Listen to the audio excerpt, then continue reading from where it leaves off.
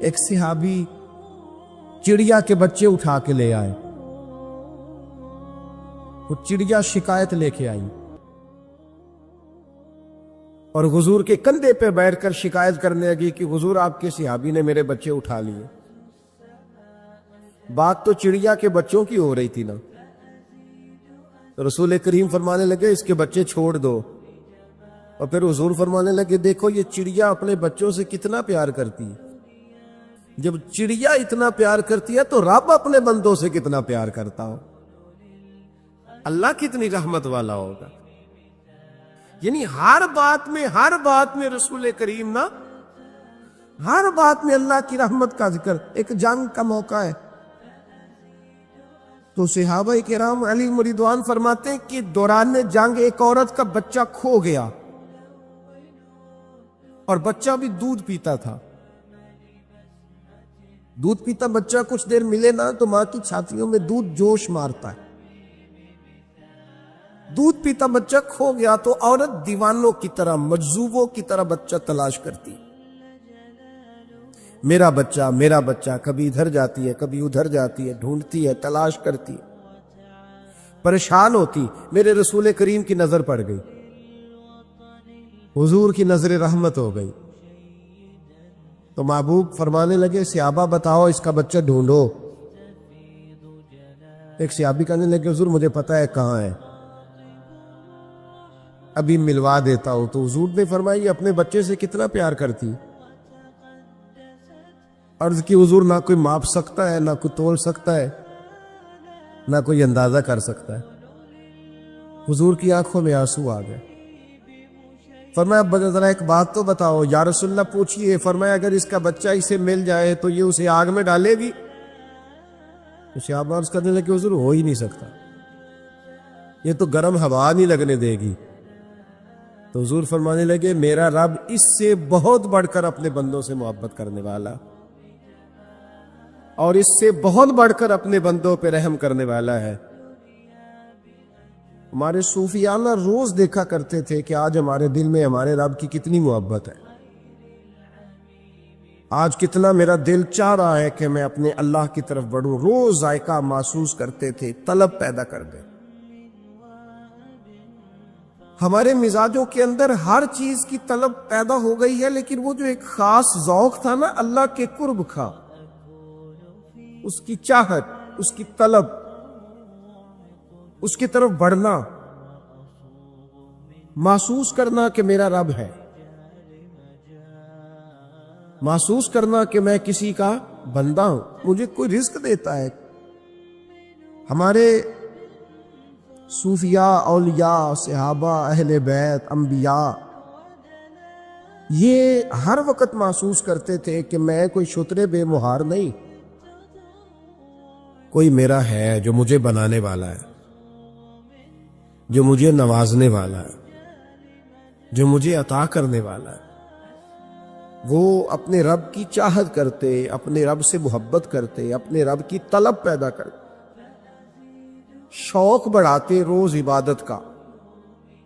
ان کے اندر ایک جذبہ تھا جو روز پروان چڑھتا تھا. 5 نمازیں پڑھنے کے باوجود وہ اشراق پڑھتے، چاش پڑھتے، تہجد پڑھتے، صلاۃ اللیل پڑھتے،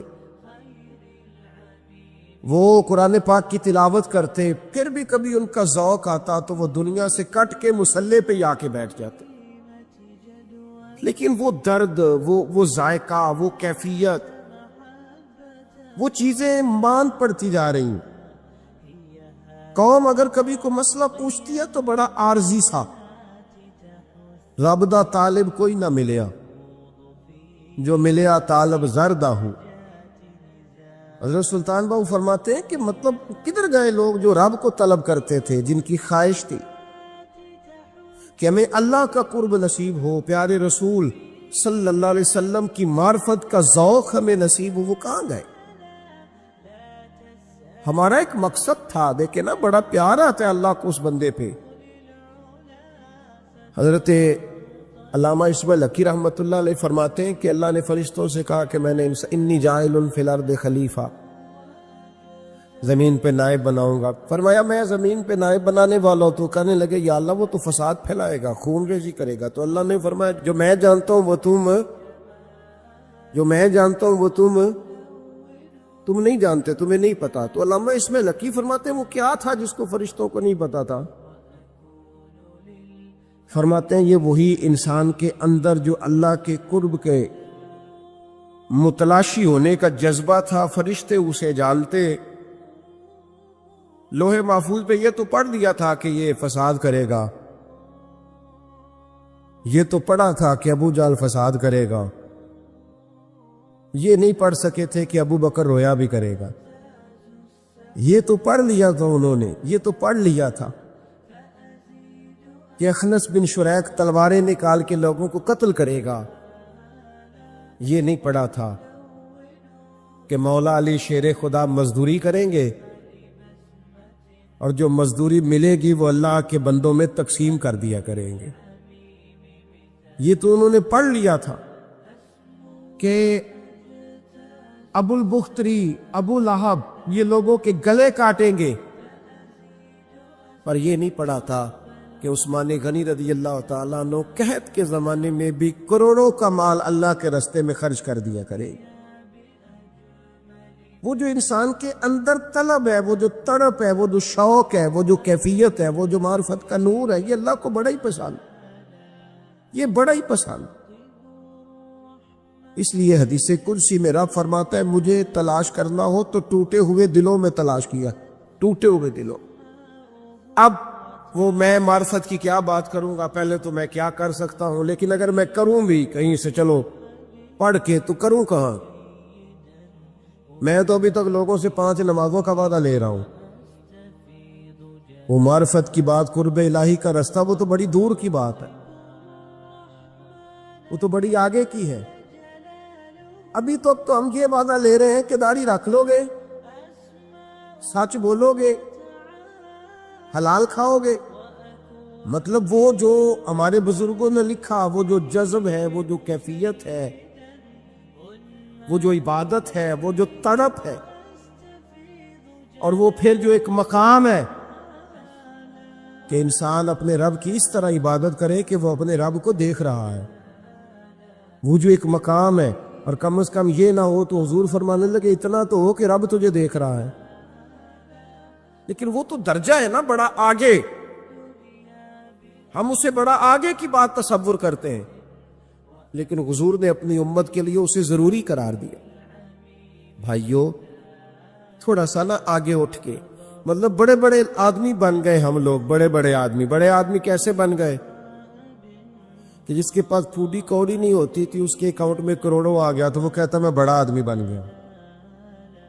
جس کے پاس سائیکل نہیں تھی تو اب وہ 1.25 کروڑ کی کار پہ پجاروں پہ بیٹھتا ہے تو کہتا ہے میں بڑا آدمی. تو اس طرح تو انسان بڑا نہیں بنتا. بڑا تو تب بنے گا جب تیرے دل میں رب کی معرفت بڑی ہو, جب اللہ کا قرب بڑا ہوگا, جب تم متلاشی ہوگا اس کے راستے کا. صوفیاء فرماتے ہیں کہ اگر رب کا قرب چاہتے ہو تو ہر وقت اپنے رب کی رحمت کی امید رکھا کرو. خوش نہیں ہوئے آپ اس بات سے؟ ہر وقت اللہ کی رحمت کی, اور فرماتے ہیں دل سے امید رکھا کرو اور زبان سے اپنے رب کی رحمت کا ذکر کیا کرو. ہر وقت کہا کرو کہ میرا اللہ بڑا ہی مہربان, میرا اللہ بڑا ہی کریم. ہمارا پتہ کیا حال ہے, شکر بھی شکوے کے انداز میں. کیا حال لگا تو بس جی بس شکر ہے الحمدللہ. تو یہ کون سا شکر ہے جی؟ یہ تو آپ نے کہا ہے کہ بڑا تانگو ہوں میں اپنی زندگی, یہ شکر ہے؟ ہر وقت یہ کہے کہ میرا اللہ بڑا ہی قریب ہے. دیکھیں نا بسم اللہ شریف ہر کام سے پہلے معنی کیا ہے؟ بسم اللہ الرحمن الرحیم, یعنی تو کہہ اس رب کے نام سے جو بڑا ہی مہربان ہے, جو نہایت ہی رحم کرنے والا ہے.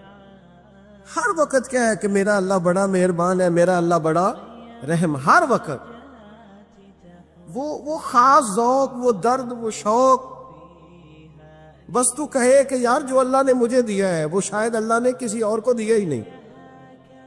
تیرا یہ ذوق بنے, تیرے اندر اللہ کی رحمت کے ساتھ خاص تعلق پیدا ہو امام غزالی نے بڑی خوبصورت روایت لکھی، حضرت ابو ہریرہ رضی اللہ تعالیٰ عنہ فرماتے ہیں کہ ہم لوگ بیٹھے تھے تو یکا یک ایک دیہاتی عرابی آیا، یکا یک اندر داخل ہوا، السلام علیکم کہا۔ بندہ بڑا سادہ تھا، یہ بھی نہیں پوچھا کہ باتیں کیا ہو رہی تھی، کوئی سوال جواب نہیں، سلام لینے کے فوراً بعد عرض کرتا یا رسول اللہ ایک مسئلہ پوچھنا تھا۔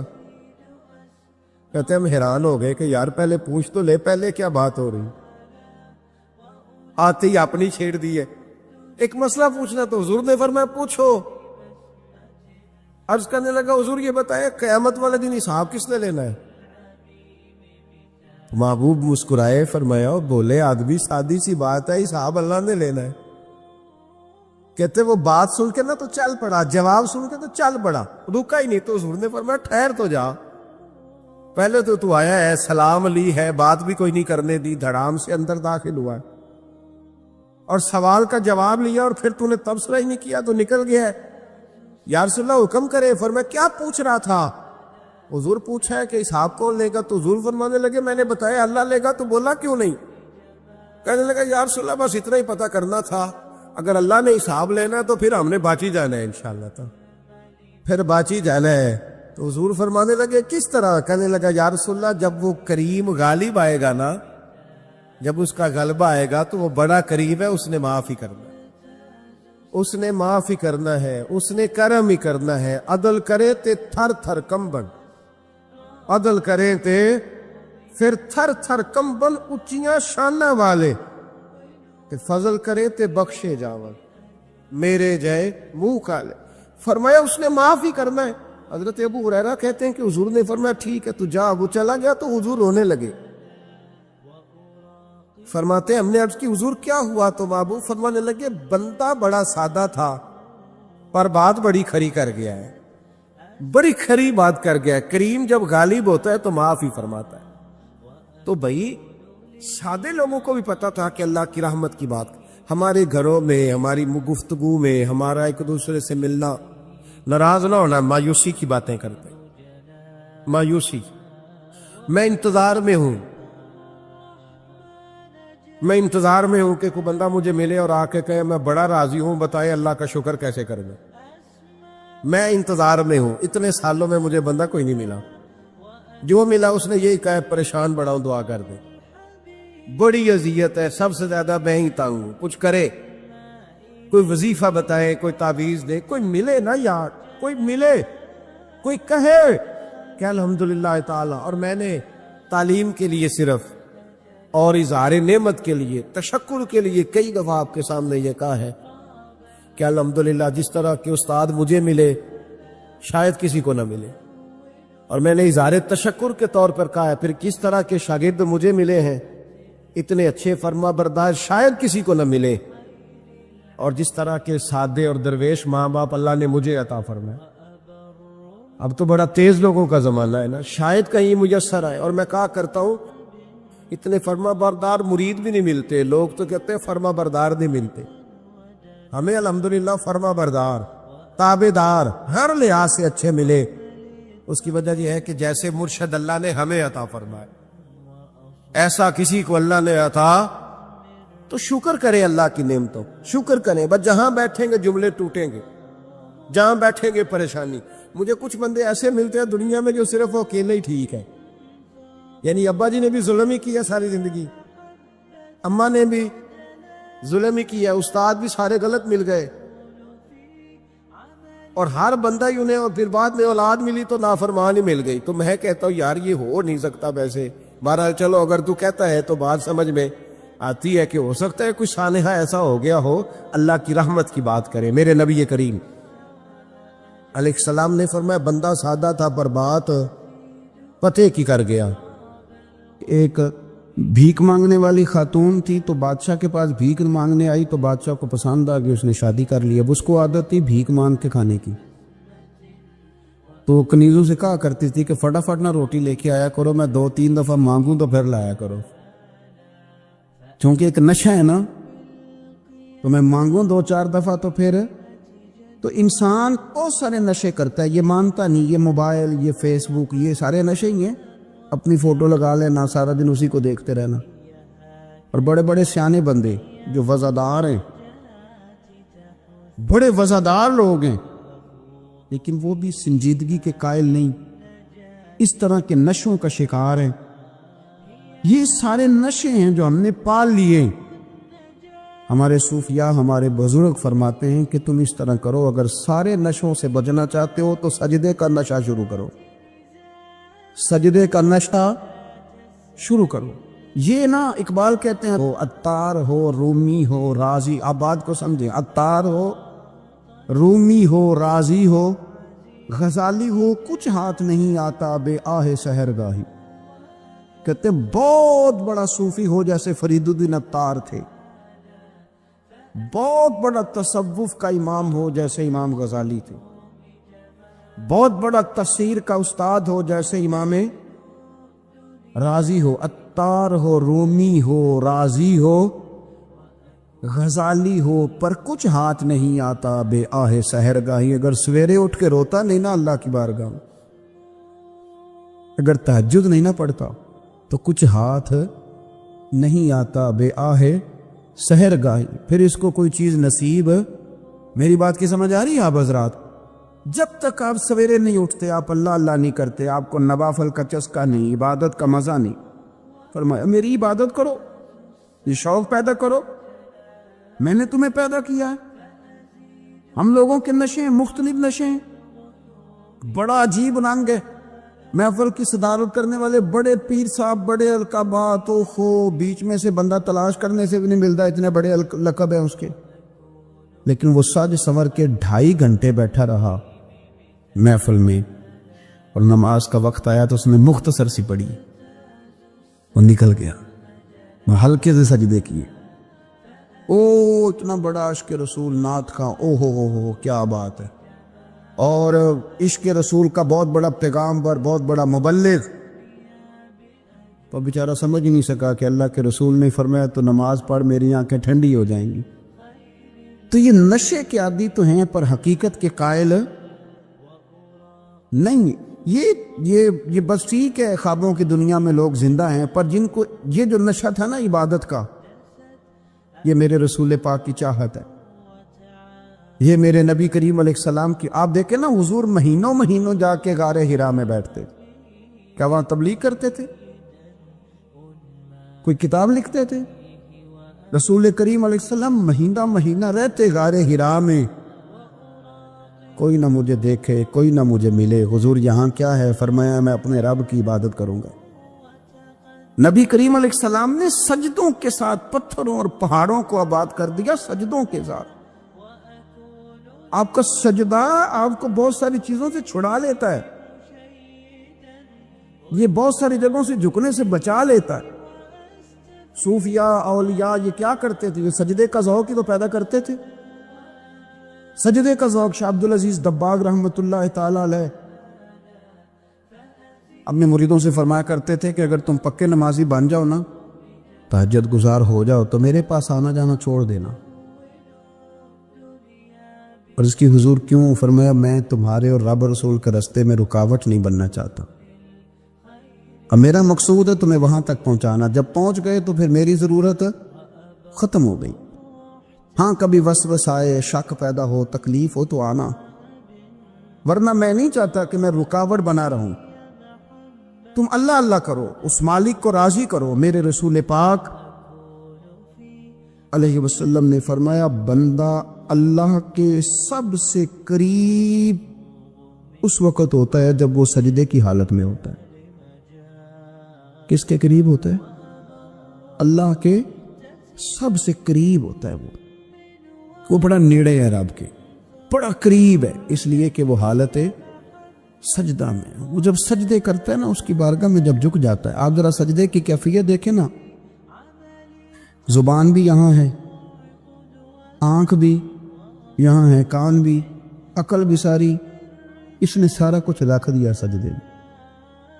آپ وہ کبھی پیچھے جائیں تو دیہاتوں میں کہا جاتا تھا ناک سے نکیریں نکالو، بہت بڑی سزا ہوتی تھی نا، ناک سے لکیریں نکالو، بڑی سزا ہوتی تھی۔ تو اس نے کہا مالک مجھے کسی نے کہا نہیں، پر دیکھنا میں نے رکھ دی ساری عقل سجدے میں، اور رکھ کے کہا کیا سبحان ربی، اللہ میں پست ہوں تو اعلیٰ ہے، اللہ تو میرا رب ہے اور تو سب سے اعلیٰ اتنا۔ اور فرمایا جب یہ اس کیفیت میں ہوتا ہے تو پھر یہ اپنے رب کے قریب ہوتا ہے۔ کثرت عبادت، نوافل۔ ہمارے ہاں عمرے کی قرآن اندازی محفلوں پہ ہونے لگ گئی ہے، حالانکہ حدیث سے ثابت نہیں۔ میں دوستوں سے کہتا ہوں جائز ہے، کرنی چاہیے، عمرے کی قرآن اندازی جائز ہے، پر کسی حدیث میں نہیں آئی کہ قرآن اندازی کرو عمرہ کرو۔ حدیث میں قرآن اندازی یہ آئی ہے کہ نبی پاک علیہ السلام نے فرمایا تمہیں پتہ چل جائے نا پہلی صف کا ثواب کتنا ہے، تم قرآن اندازی کرو۔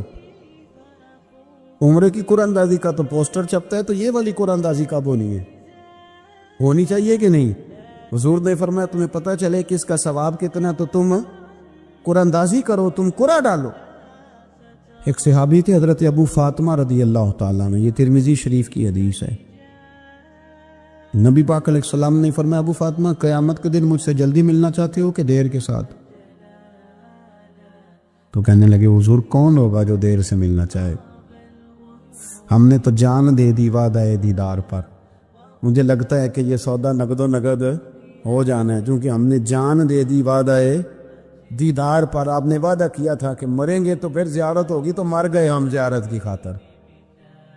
جان دے دی وعدہ دیدار پر تو نقد اپنا دام ہو ہی جائے گا۔ اے رضا ہر کام کا ایک وقت ہے، دل کو بھی آرام ہو ہی جائے گا۔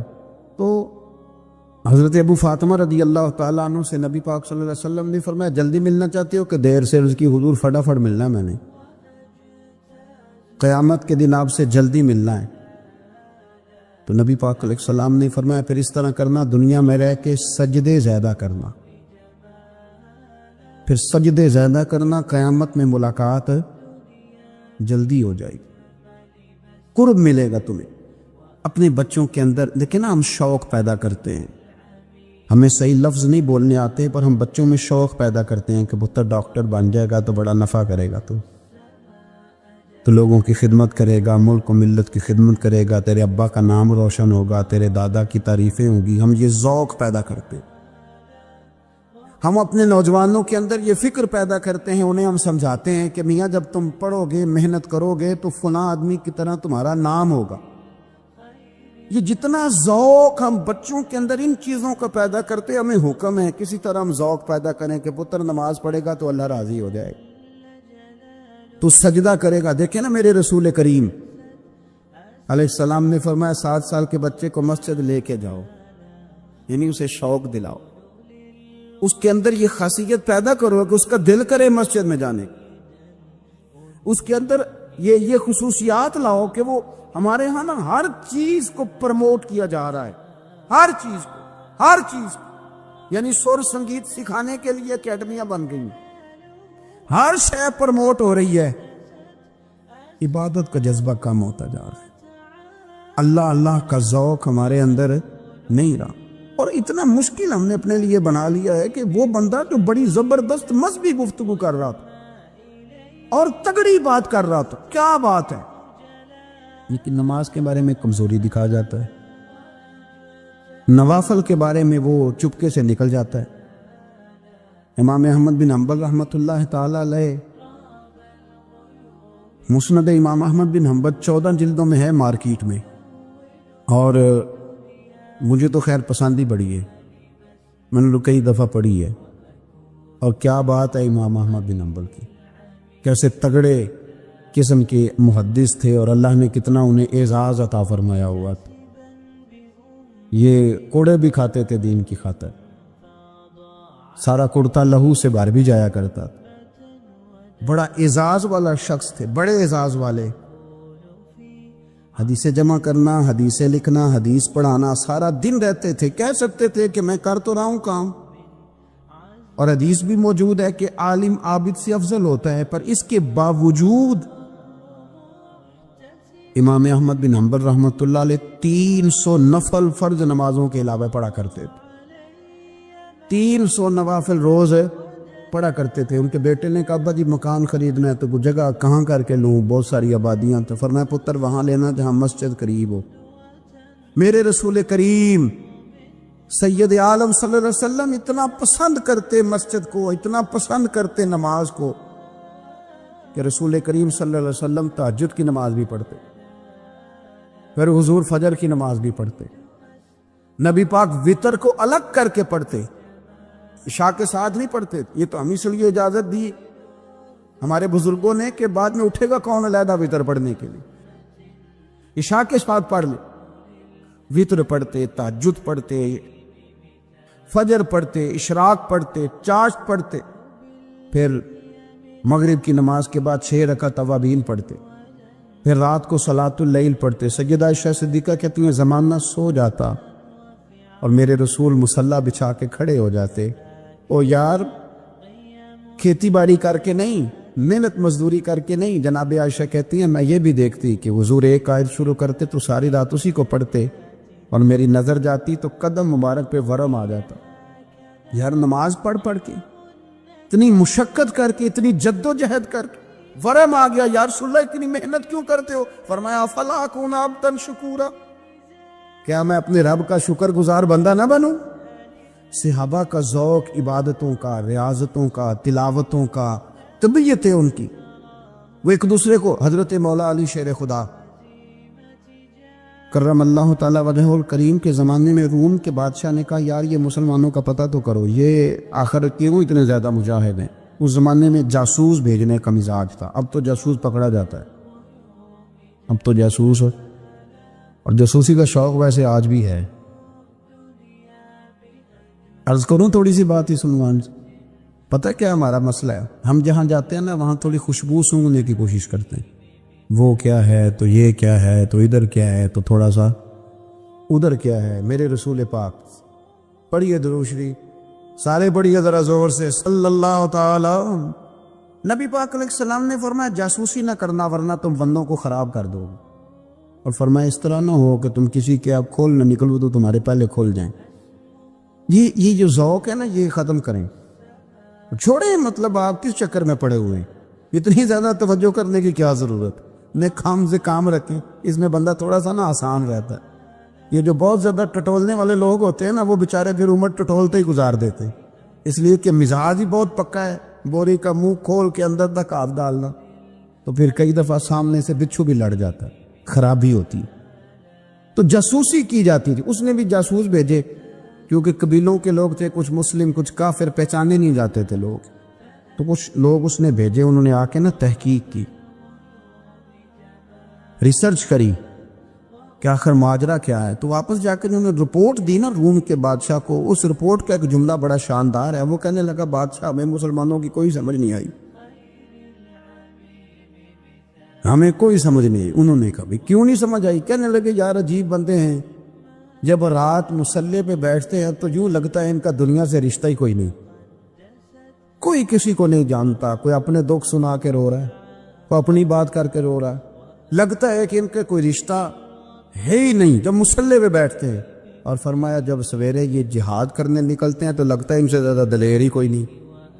حالانکہ جو مسلوں پہ رونے دھونے کے لوگ ہوتے ہیں وہ کئی دفعہ جہاد میں کام نہیں کرتے, لیکن عجیب لوگ ہیں کہ رات کے راہب ہیں, دن کے مجاہد ہیں, کوئی سمجھ نہیں آتی. میرے عزیز ان لوگوں نے مصلی آباد کر کے رکھا, تلاوتیں ان کا ذوق رہی, منظر روز پڑھنا, اسباق پڑھنا, وظائف پڑھنا, یہ ان کا ذوق رہا.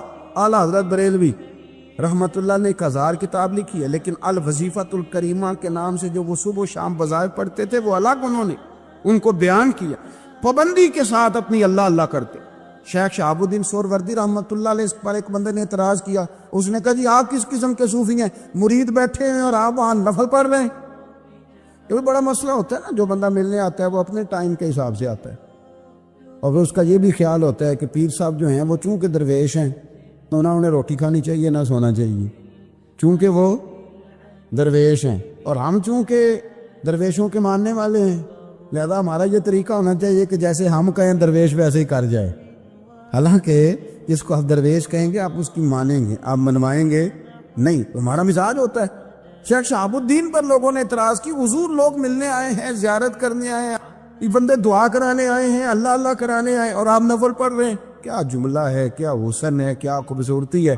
فرمانے لگے رب رسول سے مانگنے کے لیے مصلی بچھایا ہے، اگر وہاں سے مانگوں گا نہیں تو تمہیں دوں گا کیا؟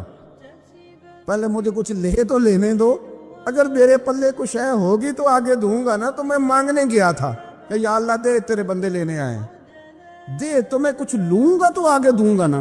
لیکن ہمارا یہ سٹیٹس، یہ مزاج، یہ شعور نہیں ہے۔ گپیں، کہانیاں، داستانیں، گفتگو، خطابت، واز، کیا بات، لیکن اگر کچھ کرنے کا کام ہو تو وہ نہیں ہم سے ہوتا۔ میرے نبی کریم علیہ الصلوۃ والسلام نے مصلی سے دل لگانے کا درس دیا، حضور نے توجہ دلائی، صحابہ اس ذوق کے حامل لوگ تھے۔ تو عبداللہ بن مبارک فرماتے ہیں فرض حج کر لیا، نفل کرنے جا رہا تھا، 300 دینار پاس تھے، میں پہنچ گیا کوفے تک، وہاں سے جا کر کے کچھ سامان خریدنا تھا، احرام خریدنا تھا، ضرورت کی چیزیں، دوست بھی ساتھ تھے۔ کہتے ہیں یار میرے جلدی تھک گئے، خریداری کر کے وہ چلے گئے، میں شام تک رکا، بڑا تھک گیا تو سوچا اتنی لمبی چوڑی خریداری کیا تو جھیل تھی پاس، میں نے کہا وہاں جا کے ذرا ٹھنڈی ہوا لیتا ہوں۔ کہتے میں اس طرف گیا، رات کا اندھیرا تھا، مری ہوئی بھینس پڑی تھی، یہ کچھ 700-800 سال پہلے کی بات عرض کر رہا ہوں۔ کہتے ہیں مری ہوئی بھینس پڑی تھی، ایک عورت کالے برقعے میں نقاب پوش آئی اور اس بی بی نے مری ہوئی بھینس کا خنجر سے گوشت کاٹا، تھیلے میں ڈالا اور دوڑی۔ کہتے ہیں میرے ذہن کے اندر خیال آیا کہ بی بی کوئی ہوٹل چلاتی ہے اور مردہ جانور کا گوشت لوگوں کو کھلاتی ہے، ویسے تو جاسوسی منع ہے، اس نیت سے کہ مسلمانوں کو بچاؤں اس کے پیچھے ہو لیا۔ کہتے ہیں وہ گلیاں گزرتی گزرتی کوفے کی تنگ گلی میں گئی، ایک بڑا سا دروازہ لکڑی کا، بڑا پھاٹک جو پرانے شہروں میں ہوتے، کہتے ہیں اس بڑے پھاٹک پر اس نے زور زور سے دستک دی، دونوں ہاتھوں سے دروازہ کھلا، وہ عورت اندر داخل ہوئی تو 3-4 بچیاں جھٹ سے اس کے گرد کٹھی ہو گئی۔ اماں کچھ لائی ہو؟ تو رونے لگی، کہنے لگی میں کچھ نہیں لا سکی۔ کہنے لگی یہ مردہ جانور کا گوشت ہے، اور حضور نے فرمایا جب مرنے لگو تو مردار کھا کے بھی جان بچا لو، اب میں دیکھتی ہوں تم سے کھڑا نہیں ہوا جاتا، نہ کھاؤ گی تو گر پڑو، یہ مردہ ہی ہے پکا لو۔ کہتے ہیں اگلے لفظ اس عورت نے کہے تو میں باہر کھڑا چیخنے لگا، وہ کہنے لگی ہم سید زادیاں ہیں، صدقہ زکوٰۃ کھا نہیں سکتی، اور سب روگاں دا روگ محمد، جس دا نام غریبی، کنڈ ولا کے لنگ جاندے سب دوست یار قریبی، سید ہے، صدقہ زکوٰۃ یہ مردار کھا کے گزارا کرو۔ کہتے ہیں پھر اس عورت نے چاروں بیٹیوں کو سینے سے لگایا، کہنے لگی تمہارا باپ زندہ ہوتا تو یہ دن نہ، سید بھی اور یتیم بھی اور مسکین بھی۔ پھر وہ روئیں، حضرت عبداللہ بن مبارک کہتے ہیں زور زور سے دروازے پہ دستک دی، بی بی باہر آئی، کون ہے؟ تو میں نے کہا میں عبداللہ بن مبارک ہوں، محدث ہوں، زمانہ مجھے جانتا ہے، میرے شاگردوں کی لسٹ بڑی لمبی ہے۔ کہنے لگی اچھا تو؟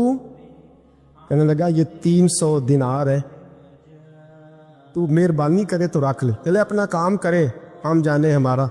کہتے میں نے زمین پہ گھٹنے ٹیک کے نا تو سید زادی کے آگے ہاتھ باندھ دیے، میں نے کہا میں نوکر ہوں، تم اولاد ہو، میں خادم ہوں، تم نسل ہو، مہربانی کرو، مہربانی میرے اوپر مہربانی، پیسے رکھ لو۔ کہتے ہیں میں نے وہ پیسے دیے، میں واپس لوٹا، یار کہنے لگے چل، میں نے کہا نہیں میں نے نہیں آج کرنا۔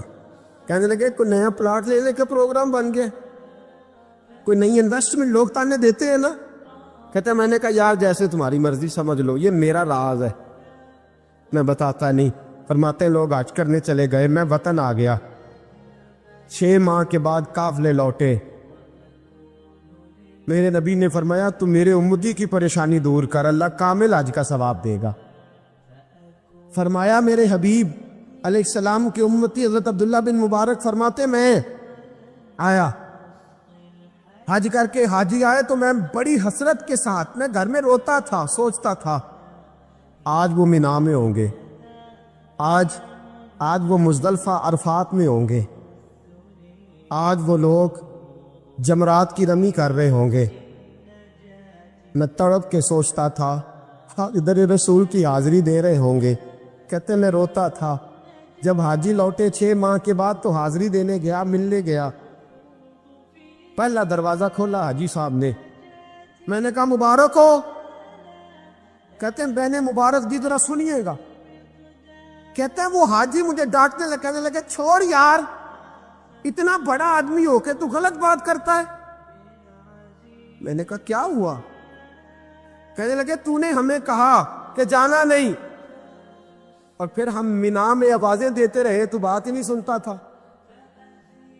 میں تو گیا نہیں۔ کہنے لگے ہم 11 حاجی جھوٹ بولتے ہیں تو اکیلا سچ بولتا ہے، سب نے دیکھا ہے۔ کہتے میں پلٹ آیا، چوتھے دن پھر ایک حاجی کو ملنے گیا، مبارک دی۔ کہنے لگا چھوڑ کس بات کی مبارک، میدان عرفات میں تو تو نے بات بھی نہیں سنی، اور یہاں مبارکے کہتے ہیں عرفات میں، اور میں تو کہنے لگے چپ کر، غلط بات بھی کرتا ہے اتنا بڑا محدث ہو کے۔ کہتے ہیں جب آخری قافلے آئے، آخری دن تو 8-10 قافلے اکٹھے آئے، شام تک 7 قافلوں سے ملا، ہر ایک مجھے کہنے لگا بندے کے پاس گھوڑا نیا آ جائے، سواری بڑی آ جائے تو یاروں سے تو ملنا چاہیے نا، تو آواز ہی نہیں سنتا تھا۔ فرماتے ہیں میں تھک گیا کہ الہی ماجرا کیا ہے، میں تو یہاں اس شہر کی گلیوں میں پھرتا رہا اور یہ سارے حاجی کیا رہے ہیں۔ فرماتے ہیں رات کو حضرت ربیع بن اسلم، وہ بہت بڑے بزرگ محدث تھے، وہ بھی حج کرنے گئے، دروازے پہ دستک دی، باہر آئے تو جھگڑنے لگے، کہنے لگے تو نے مجھے کس مشکل میں ڈال دیا ہے؟ میں نے کہا حضور کیا ہوا، کس مشکل میں؟ میں تو کہنے لگے چھوڑ یار، عالم تھا تو میں تیری عزت کرتا تھا، تو نے یہ کیا کیا؟ میں نے کہا کیا ہوا؟ کہنے لگے یاد نہیں جب تو روضہ رسول کے سامنے ملا تھا، جب نبی پاک کے مواجہ کے سامنے تو پیسوں والی تھیلی مجھے پکڑا گیا، پکڑ اپنے پیسے، میں تو سنبھالتے سنبھالتے تھک گیا ہوں۔ کہتے ہیں یوں سینے سے پیسے لگائے، گھر آیا، عشاء پڑی تو سو گیا۔ میں نے کہا یا اللہ عقدہ کھول دے۔ رات گہری ہوئی، میرے گھر کی دیواریں چمکنے لگیں، نور پھیرنے لگا، خوشبو پورے شہر کو معطر کرنے لگی۔ کہتے ہیں میں نے آنکھ جھپکی تو سامنے اللہ کے رسول تشریف فرما،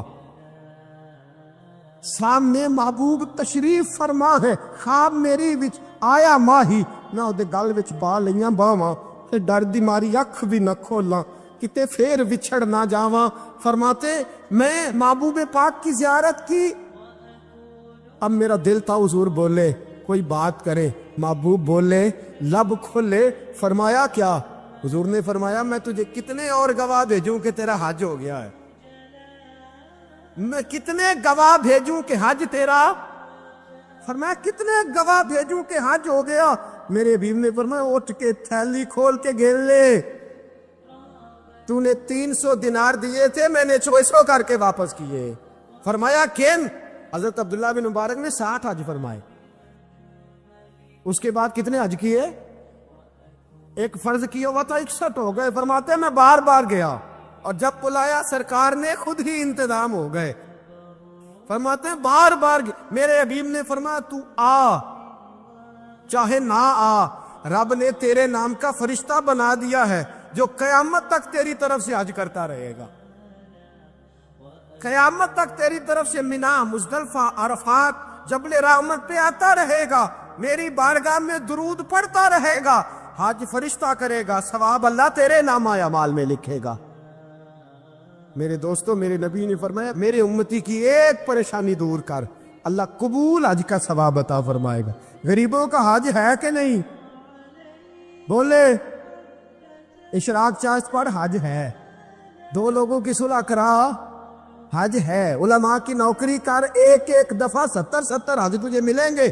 اور میرے رسول پاک صلی اللہ علیہ وسلم نے فرمایا سوکھا حج ہے، سامنے ابا جی ہے، سامنے اما جی ہے، بار بار پیار سے دیکھ، بار بار حج کر، بار بار پیار سے دیکھ، اور کسی غریب کی مدد کر دے، سڑک پار کرا دے، میڈیکل سٹور سے دوائی لا دے، کسی کی نوکری کر دے، بچہ گھر میں نہیں، ابا جی بیمار ہو گئے، جا بھاگ کے تو چچا کو چھوڑا ڈاکٹر تک، تو نیکی کر، اللہ تجھے پورے حج کا ثواب عطا فرمائے گا۔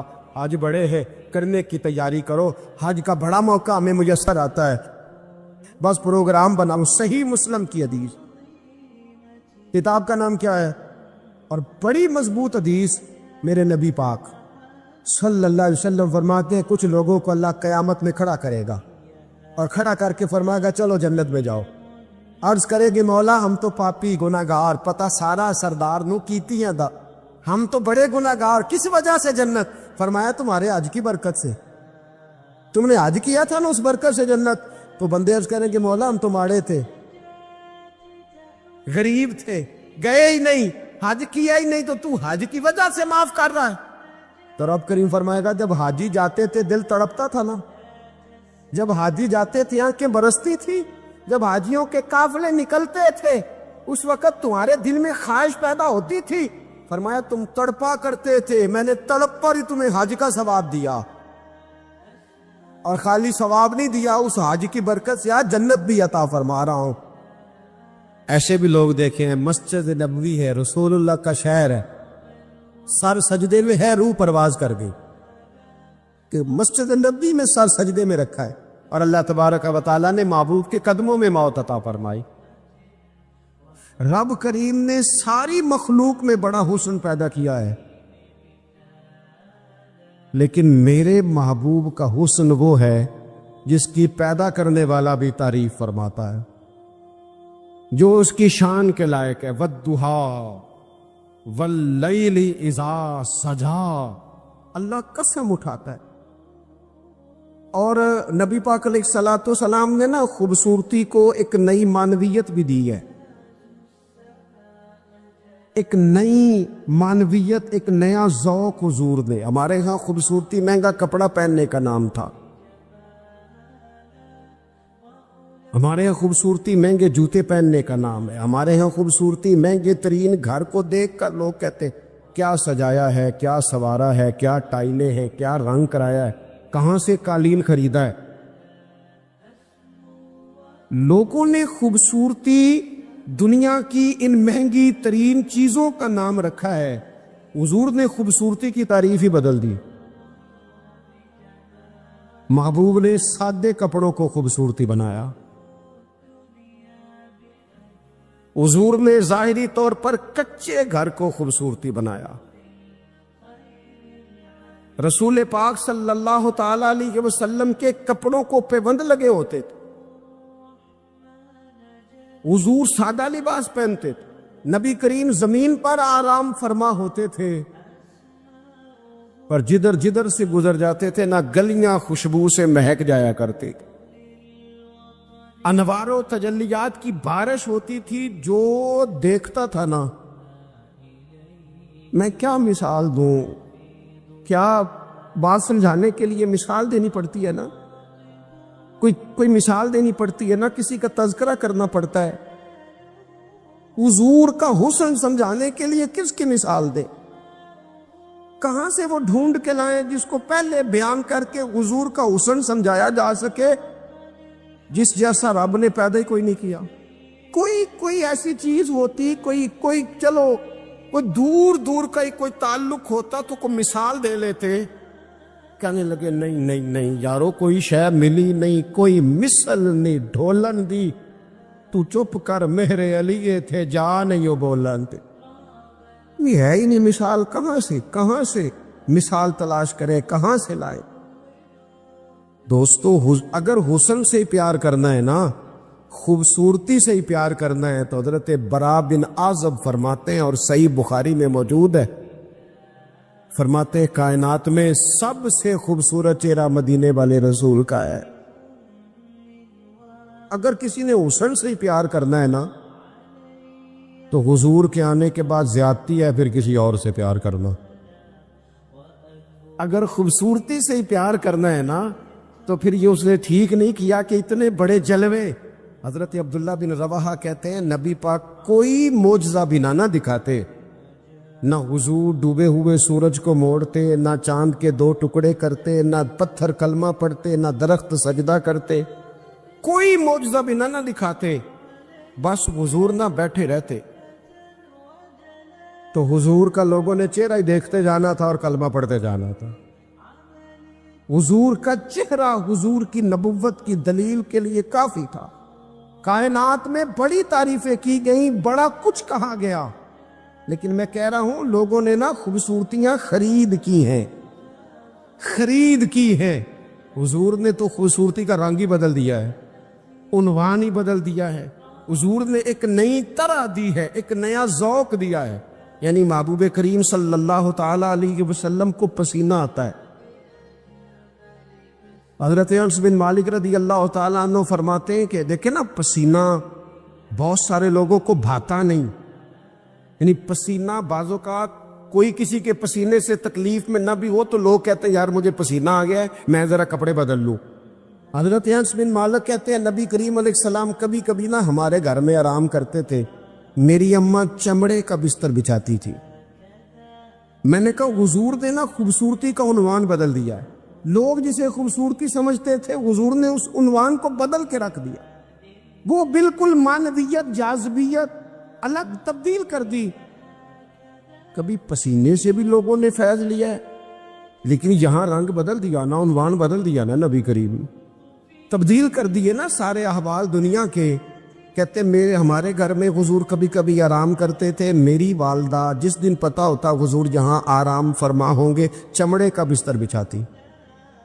اب چمڑے کا بستر حضور کے لیے، فرماتے چمڑے کا بستر بچھتا، جب حضور آرام فرما ہوتے تو پسینہ بھی آتا، اور وہ پسینہ کبھی کبھی یہاں چمکتا.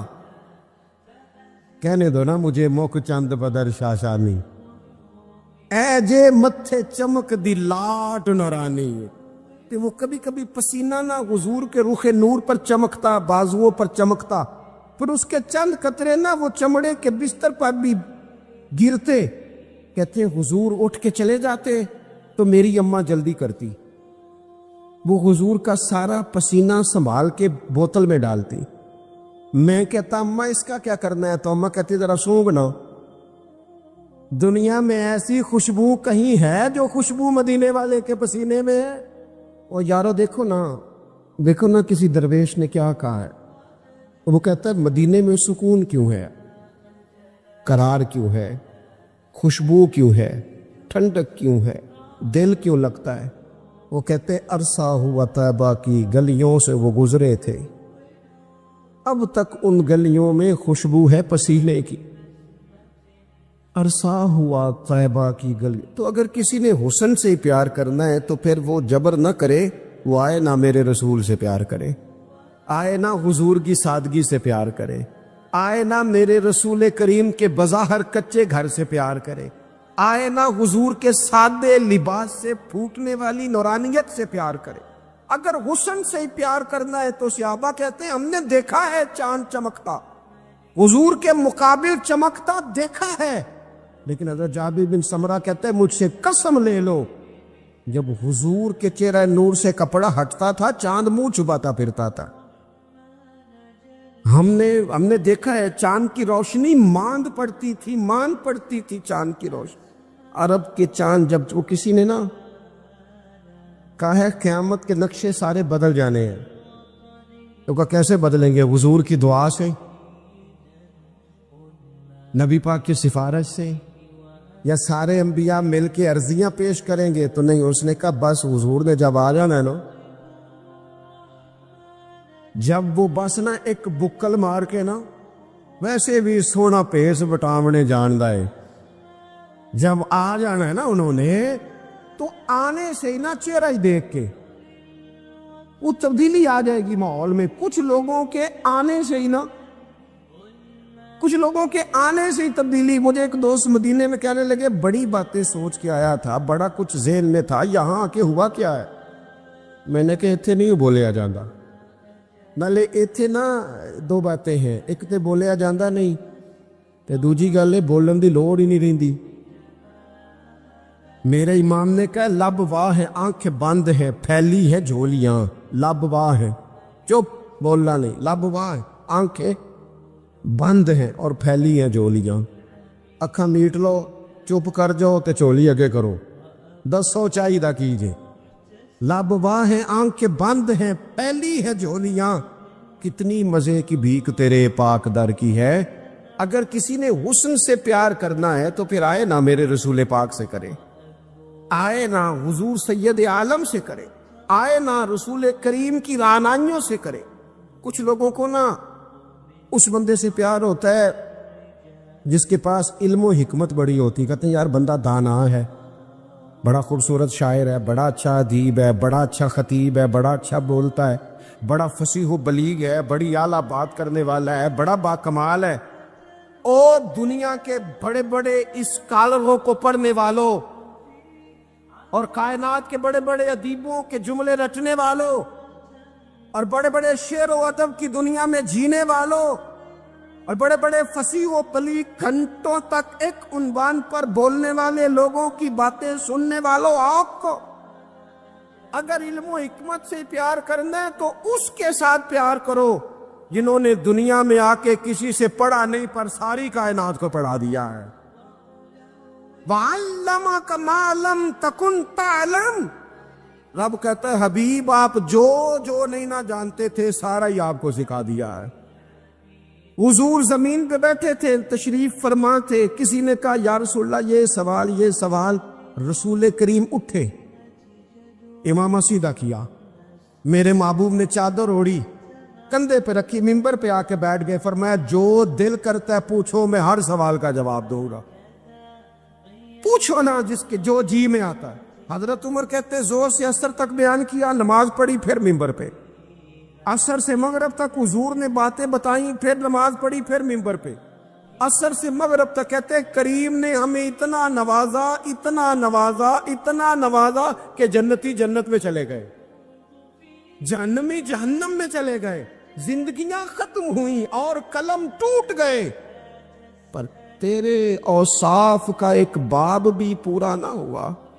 آئے جس نے حکمت سیکھنی ہے مدینے والے سے سیکھے، آئے جس نے سپہ سالاری سیکھنی ہے میرے رسول سے سیکھے، آئے جس نے قیادت کے اصول سیکھنے ہیں حضور سے سیکھے، آئے جس نے اعلیٰ استاد بننا ہے صفا یونیورسٹی کے استاد سے سیکھے، آئے جس نے آقائی کے آداب سیکھنے ہیں وہ آئے نہ سیکھے۔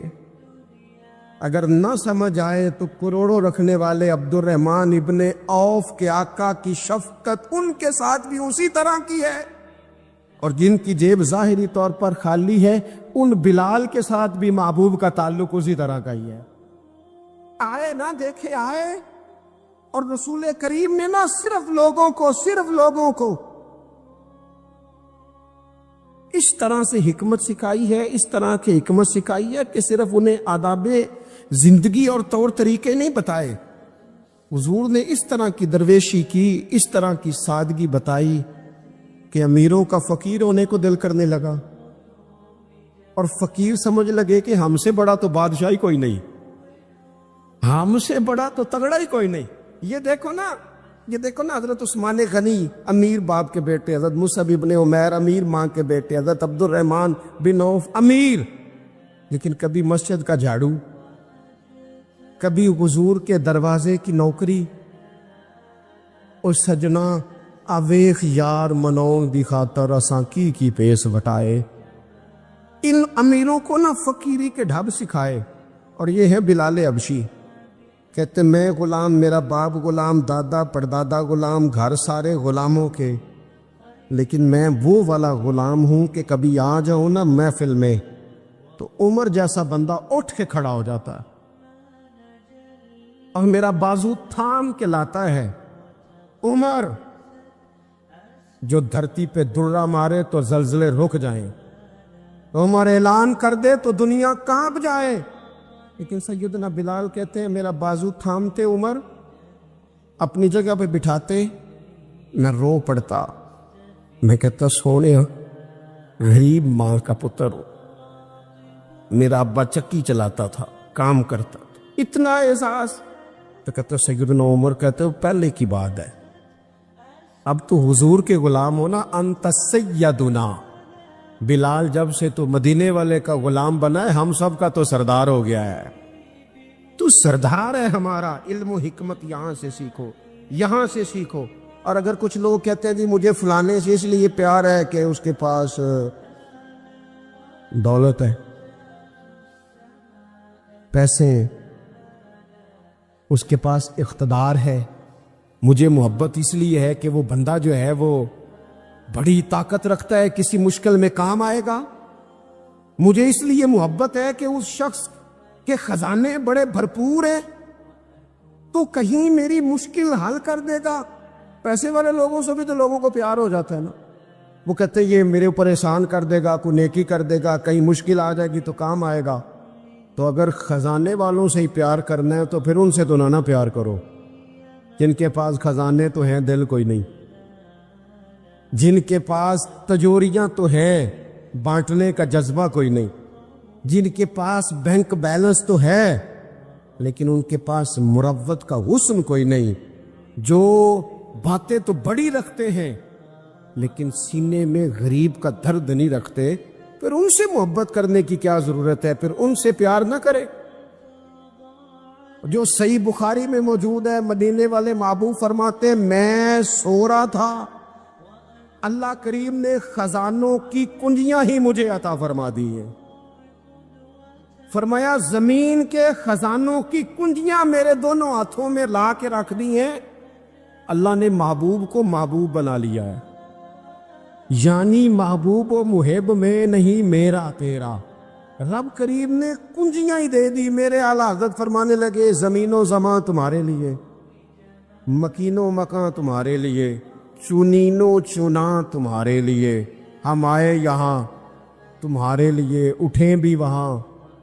یہ شعر میرے امام کا ہے، اسے ضائع نہ کرنا۔ اور دیکھو کہتے کیا ہے، ایک ہوتا ہے جز، ایک ہوتا ہے کل۔ اعلیٰ حضرت کہتے ہیں اصالت کل، امامت کل، سیادت کل، عمارت کل، ان میں سے کوئی شے بھی تھوڑی نہیں، نہ اصالت تھوڑی، نہ امامت تھوڑی، نہ سیادت تھوڑی، نہ عمارت تھوڑی۔ کہتے ہیں اصالت کل، امامت کل، سیادت کل، عمارت کل، حکومت کل، ولایت کل، خدا کے یہاں تمہارے لیے۔ یہ ساری چیزیں رب کے پاس ہے، پر وہ ساری اس نے اپنے رسول کو عطا فرمائی ہے، خدا کے یہاں تمہارے لیے۔ میں آپ سے عرض کروں دنیا داروں سے مانگے نہ کبھی۔ ویسے بھی میرا تو تجربہ یہ ہے کہ روٹی آپ کہیں گے تو بندہ کھلائے گا، چائے بھی پلائے گا، دعوت بھی کرے گا، آنا جانا بھی ٹھیک ہو جائے گا، سوسائٹی میں کبھی ایسا کریں۔ لیکن اگر آپ کو ضرورت پڑ جائے نا صرف 50,000 کی تو وہ تلخ ہو جاتا ہے، کہتا ہے انہوں سارے کام کرنے چاہیے سن، میرے پیسے دی گل کدے نہ کردا، سارے کام آپ کرا لے۔ کہتے ہیں کوئی حکم ہوا تو بتانا۔ بھئی حکم آپ کو اب کسی ضرورت کے لیے کسی نے کو بات کرنی ہے، آپ سارے کام کرا لیں، لیکن اگر کسی شخص سے آپ یہ کہیں نا کہ یہاں ضرورت بھی پوری کر دو تو کہتا ہے اے نہ گل کرو،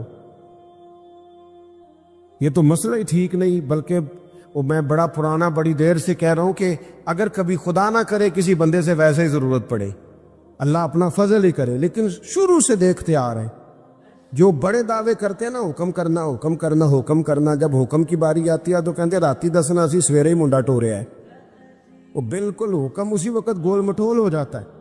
میرے رسول پاک علیہ السلام کے غلاموں، کسی اور سے بھی مانگو گے تو عزت میں کمی آئے گی، اور اگر حضور سے مانگے نا، حضور عطا بھی کرتے ہیں اور عزت بھی عطا فرماتے ہیں۔ حضور ساتھ عزت بھی عطا کرتے، عزت بھی ساتھ دیتے، اور رسول کریم سے جس نے مانگا ہے نا، حضور نے جھولی بھر کے ہی دیا ہے۔ حضور کی بارگاہ سے وہ بھی ملتا ہے جو کہیں سے نہیں ملتا۔ حافظہ کہیں سے ملتا ہے جی؟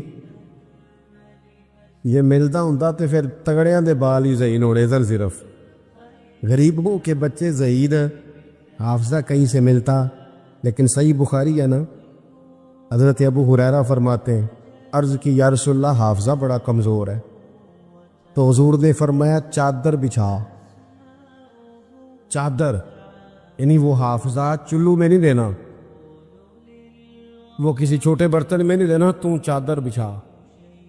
کہتے ہیں چادر بچھائی اور حضور نے یوں کر کے 2 چلو بھرے اور میری چادر میں ڈال دیے. فرمایا چاروں کونوں سے پکڑ. کہتے میں نے پکڑ کے سینے سے لگا لی. دیکھیں ہر زبان کا اپنا حسن ہے. پنجابی ہماری اپنی زبان ہے, اس کا بھی اپنا حسن ہے, اس کی بھی اپنی خوبصورتی ہے. یہ جملہ اردو میں نہیں کہا جا سکتا, صرف پنجابی میں ہی کہا جا سکتا ہے کہ نبی پاک تے حافظہ بھی پنڈاں دے حساب نال بنڈ دے لو. یہ میں اردو میں نہیں کہہ سکتا, میری مجبوری ہے. حضور حافظہ بھی اردو میں کہوں گا تو کہوں گا نبی پاک نے گٹھڑی باندھ کے, تو گٹھڑی نال مزہ تو نہیں نہ ہونا. اے جڑی پانڈ ہے نا, میں ایک دفعہ کراچی میں گفتگو کر رہا تھا تو میں کیا حضور حافظہ پنڈاں دے حساب نہ دیندے نے. میرے ساتھ جو ایک صاحب تو کہنے لگے سمجھ نہیں آئی. میں کہا تینوں نہیں بھی آئی تو مینوں تے مزہ آیا نا. وہ دیکھے نا, کوئی ضروری تو نہیں ہے نا سب کو سمجھ بھی آئے, بہت ساروں کو سمجھ نہیں آتی. پر یہ جملہ نا یہاں صرف پنجابی میں فٹ ہوتا ہے کہ حضور تے حافظہ بھی جڑی شے کدھروں نہیں لبدی وہ نبی پاک پنڈاں دے حساب نہ دیندے جے. جڑی کدھروں نہیں لبدی تو پھر ان سے پیار کرنا چاہیے نا, کہ جو کہیں سے نہ ملے وہ دروازہ مصطفیٰ سے ملے. اللهم صل على سيدنا ومولانا محمد وعلى سيدنا